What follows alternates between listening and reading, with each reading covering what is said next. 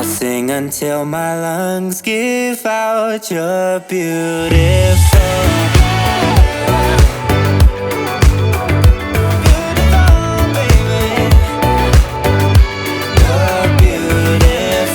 What is up, D2D family? How y'all doing today? Hope everybody is in good spirits. Because, listen. So, I'm off work now, and right before I had signed off for the day, I got a call from our realtor. And she's super sweet. She's super nice. But you know sometimes how people say things and you interpret it differently, or you hear it differently. Like, that's kind of like what happened. And Freddie was laughing at me because I'm like, I know what she's saying, but it's just the way I took it. So y'all know we told y'all in the past videos, as well as part 1, part 2s, that we pretty much put our house up for sale. We accepted an offer, and right now we're just pretty much waiting till close.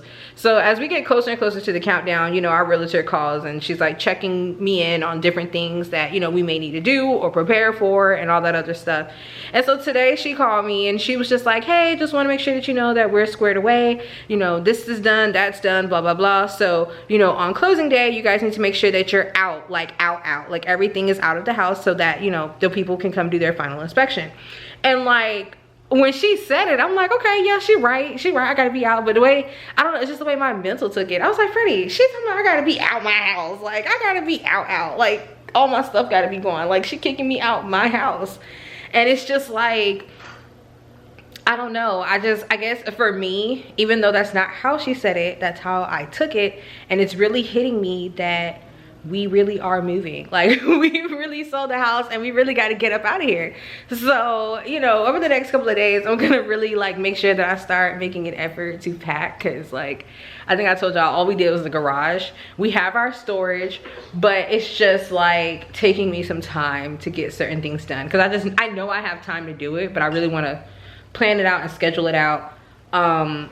A few things that we already did was like declutter the house, which I'm so happy we did, because now all I need to do is get boxes, label them, and put like, you know, kitchen and living room. And yeah, we do need some boxes. Listen, let me tell y'all, anytime me and Freddie move, it always be an argument because he's the type that will just throw everything in the bin, or just throw everything in the car, or throw everything away and then just go. And I'm like, no, we need to prioritize, organize, and, you know, put it in a certain way. So when you get all these boxes, no, where's your keys? First you lost your watch that was on your wrist, and now you lose your keys. Listen, I am not old, he is. But no, like, what kind of movers are y'all when y'all move? Like, y'all organize y'all stuff so that way when it's time to take it out of the box, you know where it goes? Or do you just throw that stuff in there and just, you know, when it get there, when it get there? Because that's how he acted. Oh my goodness. But yeah. Babe, I don't know. I didn't have it. Did you leave him in the trunk? I hope you didn't. Anywho, D2D fam, thank y'all for checking in with us today. Drop your hearts in the comment sections down below if you haven't already, to show the fam some love. I'm about to help Freddie look for his keys, y'all, because... Okay, y'all, so let me put this down. It's a little sunny right now. Can y'all see us? Can you see? Does it look okay? Okay. Well, anyways, obviously we found Freddie's keys because we're in the car now, but we are taking you guys with us on our daily run. Well, I don't know if it's been almost daily, like 3 to 4 times a week. So basically, once I get off work, Freddie and I, we get in the car and we come riding out to look at some of the homes that inspired us to kind of want to put our house on the market and go forward with this whole buying land idea. And also, while we're out, actually before we even leave to go out, a lot of the times we'll check the MLS and see if there's any new lands or homes in this area that came up for sale that are within our price range. And sometimes there's some, and then other times there's not. But if there is a new one, we'll, like, you know, hurry up, get out here and try to check it out and let our realtor know if, you know, it's something we want to put an offer in on or not. And then other times it's, you know, it may not be one available, but we'll just come back and ride around the ones that we liked, that inspired us, like we're doing today. There wasn't any new lots that came out today, but we're just riding out here for, you know, inspo. And it's kind of like what we do to keep our spirits lifted, because I told you guys about the one property that we put that we put an offer in on for the land that had the pond on it that I really, really loved. And you know, I told you guys how he ended up taking it off the market. Oh my God, look at these homes, it's so beautiful. Sorry, but he took it off the market and then said he was going to bring it back up at a higher price, and he was already at my highest price range when I put my offer in. Yeah, and then I didn't tell you guys about this other one, but there was another one that was available before we even had our house on the market, and they were kind of like at the top of our price range, but they went under contract before we were able to put in an offer. And then right around the times when we were able to put in an offer, they went ahead and they brought it back on the market because the deal fell through, and they brought it in even higher. So we offered them their asking price from before, and they were like, no, we're standing firm on our new price, and they're still on the market. That's nice one too. Yeah, and it's been months. Well, not months, weeks. Let's say weeks. It's been weeks. 2 or 3 weeks now. Yeah, so there's that.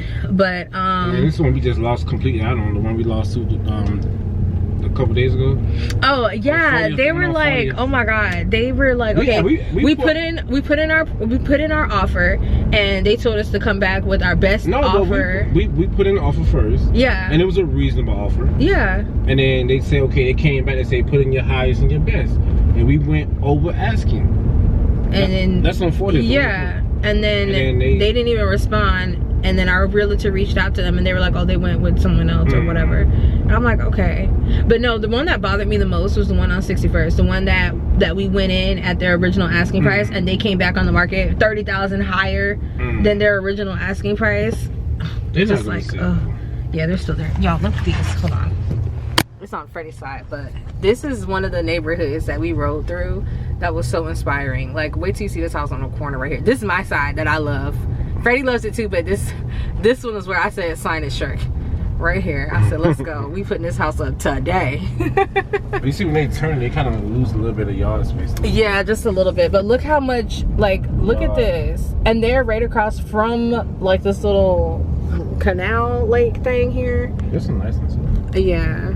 Like, look at all that space they have. And the opportunities that this space gives them, you know?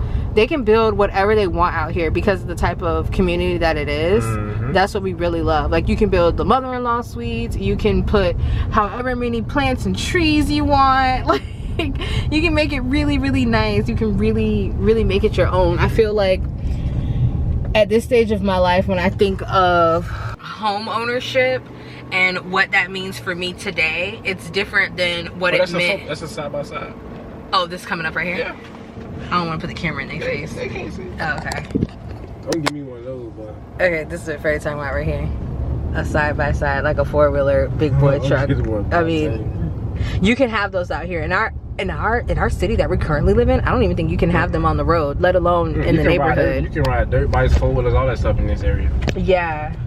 Horses. Yeah, they have like slow for horses. I mean, you can ride some horses in one of the other areas too. Oh my God, this one is the one that has the grotto. The grotto. It's like, oh my God, this house right here, it has the grotto, y'all. Oh my God, and look at that, they got a 4-car garage. They got a detached. And you don't need any, like, you know, permits from your HOA approvals and stuff for that. Which, again, I'm not knocking HOAs. I'm just saying that when you live in those communities, they do come with restrictions and limitations. But then again, you know, at the time when we moved in, we had no intentions on building a detached garage. We did not own a boat. We didn't have a jet ski either. And all we had was your bike. So it was nothing. That 2-car garage was fine. We didn't need anything more or wanted anything more. But sometimes as you get older, you know, things change. Your lifestyle changes. Oh, okay, so this is the house that I thought, look, this is the house like I want to build, y'all. And it looks, oh, no. It's in the corner, right? Yeah, let me get ready. This house that's coming up here, this is the house that looks like the house that, why these people want to come while I'm trying to film?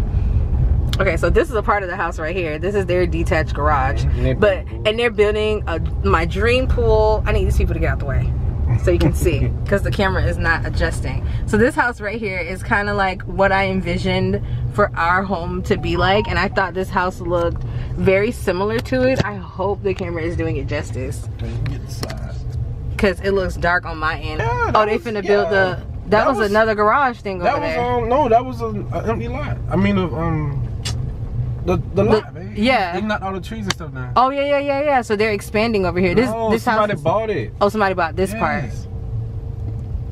Oh yeah, I didn't even realize this one was for sale. They didn't even have a sign out. They must have bought it previously. Yeah. This is what it normally look like when they have it for sale. It look like this. Yeah, with all the trees and the bushes and. So it's like an acre right here. Yeah. And they go all the way. And then they do this to it right here. And they come in and they knock it down. They come in, they knock it down. Into this. Yeah. And then probably next week you'll see they building the foundation for it and everything. Then you start seeing the latest cement. And then they built this. Yeah, and then it turned to this. Perfect example of how you can go from this to this. Yeah. Not right here. It's up the other street. It's the next street over. Okay. We actually put an offer on that one. Yeah. Wait, no, it's on 81st. Yeah, that lady was mean. Yeah, she was mean as hell. She was very mean. But yeah, and we're putting in cash offers, guys. Again, like we told you in the what was it? Either I think part 2. I guess you feel like we disrespect her. Yeah, in part 2, when we first started out, we realized that, you know, that these landowners were not taking offers that were being brought to them from a financial standpoint. They wanted cash.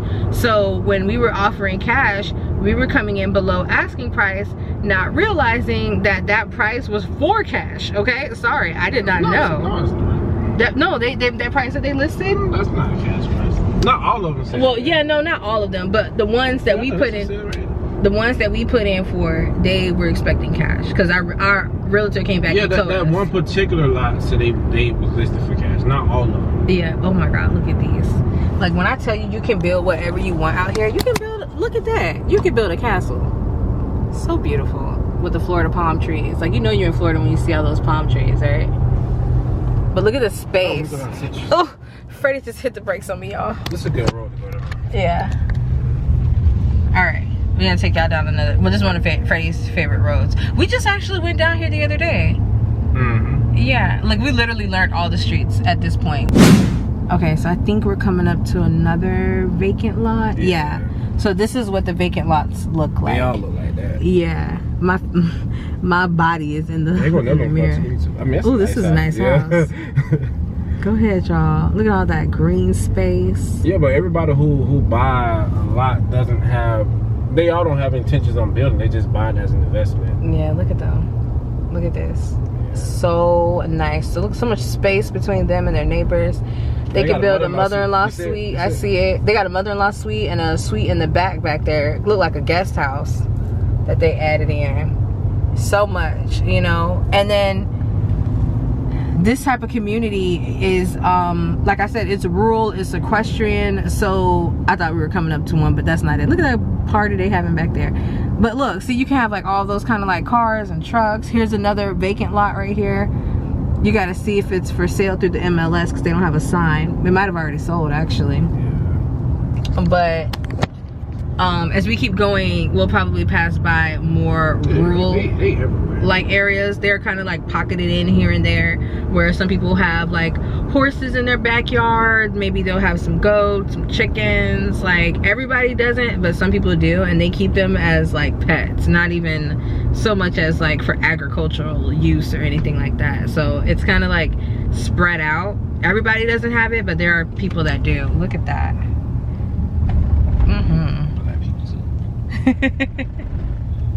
Alright, so now we are kind of back like on the main road, and we want to drive over to this one piece of land that we were looking at earlier in our journey, back when there wasn't really a lot of choices. I mean, there still isn't a lot of choices of land, but this one was one that we really liked, and it was a little over an acre, and we offered them. No, it's 1.6. 1.6 acres. Yeah, it was 1.6. And it was above our price range.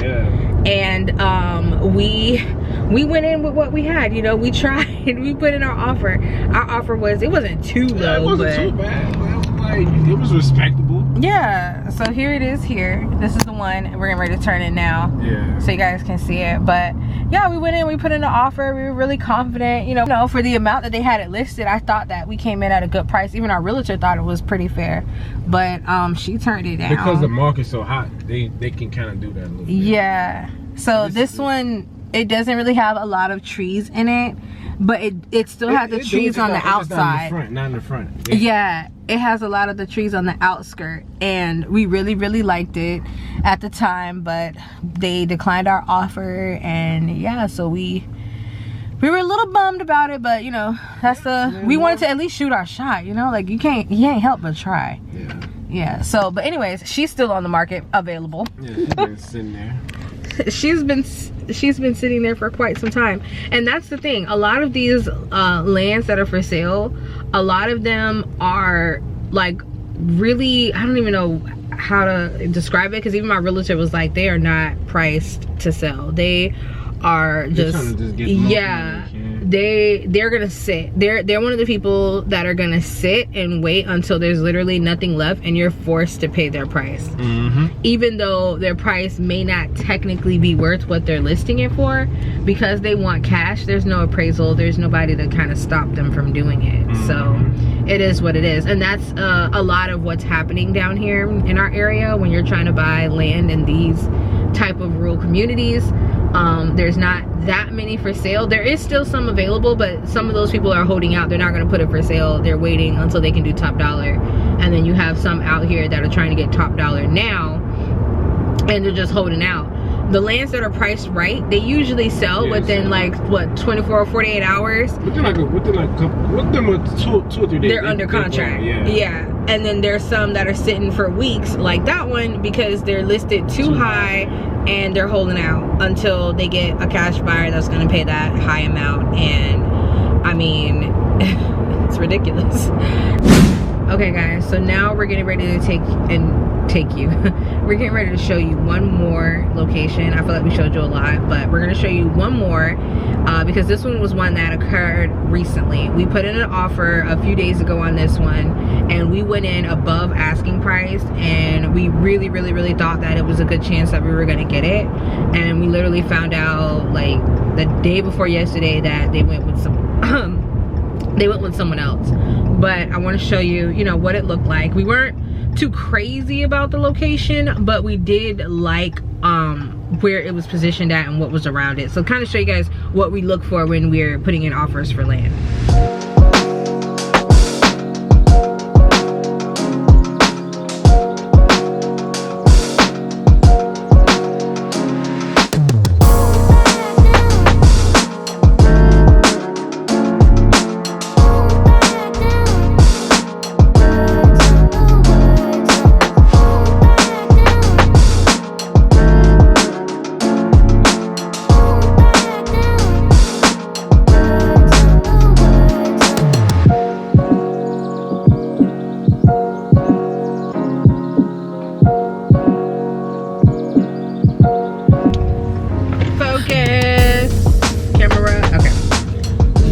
Pulling up now, you guys, to the very first ever land that we put an offer in on. This is the one more that I wanted to show you guys. This is the very first one actually, and it is on a dirt road. Yeah, it's not bad. It's not a bad location. This one was the first one that came up that was actually in our price range that we could actually afford. And we kind of went back and forth with the sellers on this one because they countered our initial offer, and so we came back above asking price, and we were like waiting to hear back, and we didn't hear anything. So our realtor reached out to them, and you know, we found out that they went with a different offer, and our little hearts were crushed. And then it almost kind of just felt like we were losing ever since. That started a domino effect. Yeah. It was like a domino effect. I mean, I can laugh about it now because I'm speaking in past tense, but we'll probably turn around the other way so I can get it on my side for you guys, because otherwise they're just looking at your head. Don't give me turn around. All right, but yeah, so here's like the little dirt road that I was telling you guys about, that some of them are on a dirt road. I mean, on camera you can't really tell, so let Freddie turn around and then I'll show y'all. just to show you. So that lot, I don't know if it's available, but that's not the one we were going for. It's this one right here in the middle of 2 other acre lots. I think this one was 1.2 acres. Thank you, Freddie. Had all the trees in it still, so that we could go through and, you know, pick out what we wanted to keep and all that. And we're really excited because when it comes to lots like these, the fact that this one was in the middle was kind of good, because that meant there was, you know, a possibility of a new home being built to the right and the left of us, as well as the fact that there's a really nice home right here across the street. I mean, right next door to it. I don't want to roll my windows up because I don't want them to think I'm recording them.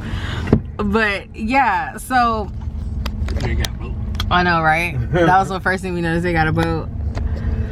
So the reason we chose that land as the first one that we ever put our offering on is because it was the first one that we really liked, that was in our price range, that we really thought we had a shot at.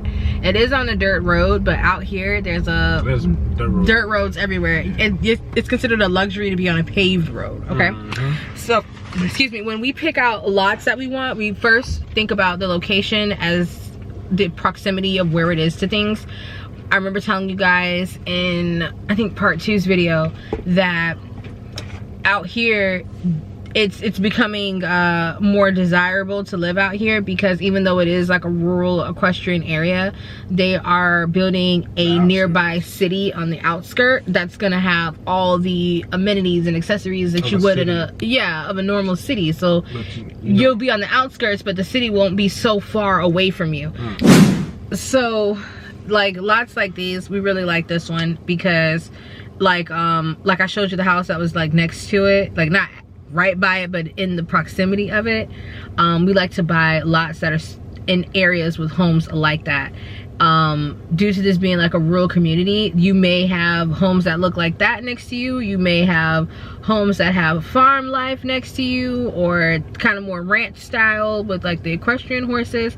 And none of those are negatives, but for us, because we're, you know, we're building a brand new home, we kind of want to be near homes that are, you know, if not as new as ours, like that kind of look like it, you know, so it's not too out of range of what's going on that street. Because that was one of the things we noticed riding out here, is that you have I guess different stages of homes here, because some of them were built a long time ago. This is when they knocked the tree down and they start building it look like that. They build it up. And then they keep some of the trees, like you see they kept like this oak tree.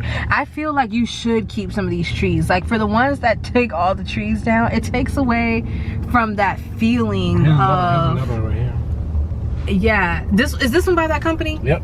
They went buying all the land. This company right here. Okay, so no, it wasn't them. No. This is a nice company. I actually like them. They're not building anymore right now because they are so backed up with people building custom homes with them, but they are one of the top dogs out there. There's like a little ranch right there. But speaking of that, I guess we can kind of touch on that a little bit. So in our little search for property and land, oh look, see, sorry, I know I'm cutting myself off, but I just want to show you guys because I think it's so cute. When we first came out here with Skylar, we took her by the little pony farm and she loved it. It's not too far from here. Everybody have a pony farm, at least every other street. But anyways, during our little search, like we told you, every day for the most part after work, we do our little MLS search, or our realtor will send us some stuff to check out, and we'll come out here and we'll look for different lands and stuff and see, like, you know, where it's at, what's next to it, what's built up around it, to see if that's an area in which we want to build our home. And one of the things we noticed is that from the time we started doing this to now, there's this company out here that's like buying up all the land, and they're building their custom home on it. I think we kind of hinted at that already. And they're building their custom homes on it, and they're kind of like buying the land for the low, building their home on it. That's not necessarily like their biggest home, but it's more so on the more or less expensive range. And then they're charging top dollar because now you don't have to look for land. They're gonna, you know, build you a house on it. And although that idea from a business perspective actually makes a lot of sense, from a person who's trying to buy and build my own custom home, it's a little annoying, you know, to see this company buying up all the land, and now if I want to live in this, on this spot, I gotta buy your house that you built. Like it just took away the idea of what, you know, I don't know. That stuff gave me a headache. But yeah, I just didn't like that. So that's when we started to realize that, you know, when we go in for these, when we put in our offers for these lands, we have to definitely put our best foot forward initially, because you are competing against not just other people looking to buy like yourself, but you are competing against business owners who are out here buying to market their builds, basically, and to resell them. So if they were building a home that I wanted, I think that idea is amazing. But because they're not building the homes that I'm interested in, it's a little like disturbing that they are doing it, and we're seeing it. They put their little post out, so you know it's them. And we saw it on almost every single lot that was in our price range. So I was like, okay, we gotta shoot a little higher. And so that's kind of like what we're trying to do now. Good morning, Day2Day fam. I'm sorry, y'all. So rusty. Y'all know we still getting in the swing of things. It is the next day, and y'all, I did not end the video yesterday. I'm so sorry. I will get better at that. But honestly, we just took you guys out with us for the day to see, like, you know, it's kind of a little bit of what we've been doing and going through over the past few weeks. And when we got home, it was a little late, and I was already laying in the bed watching TV. By the time I remembered, it was like time for me to go to bed, honestly. And I was not about to come back down here and get the camera because it had died, so I had it on the charger. But long story short, I didn't pick up the camera, and I wanted to make sure that I gave you guys a proper ending. And also, this morning when Freddie and I woke up, we got a new alert, some really good news. And so I'm gonna get ready to start the next video, but wanted to make sure that I ended this one before, you know, we got to that one. So really good news is on the way. I'm gonna talk to you guys about it in the next video. Thank you so much for watching this one. Life is a day-to-day experience, so enjoy.